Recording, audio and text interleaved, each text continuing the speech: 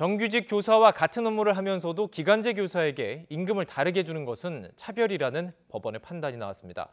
재판부는 기간제 교사와 정규직 교사가 능력의 본질적인 차이가 없고 같은 교육 공무원에 해당한다며 그동안 덜 지급한 임금을 지자체가 배상하라고 판결했습니다. 홍민기 기자입니다.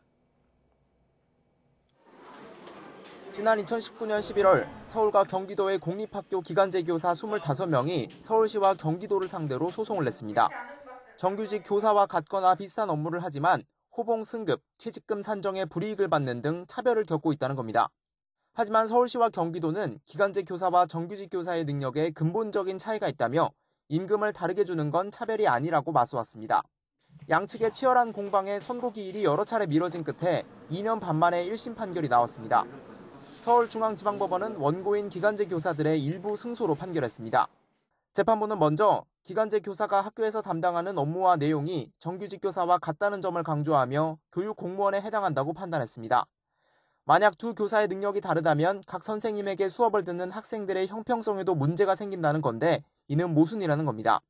재판부는 또 다른 임금 차이에 대해서도 차별인 이유를 조목조목 지적했습니다. 기간제 교사들은 공무원법 조항에 따라 근무기간 1년을 채워도 호봉이 오르지 않았는데 이는 헌법상 평등 원칙에 어긋나는 위헌이라고 직접 판단했습니다. 다만 지자체 공무원들의 고의나 과실로 볼 수는 없어 이와 관련한 배상 책임을 따로 지우진 않았습니다.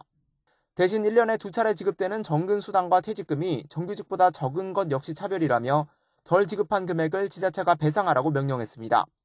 재판부는 이를 바탕으로 원고들이 청구한 1억 3천여만 원 가운데 서울시와 경기도가 1,900여만 원을 나누어 지급하라고 판결했습니다.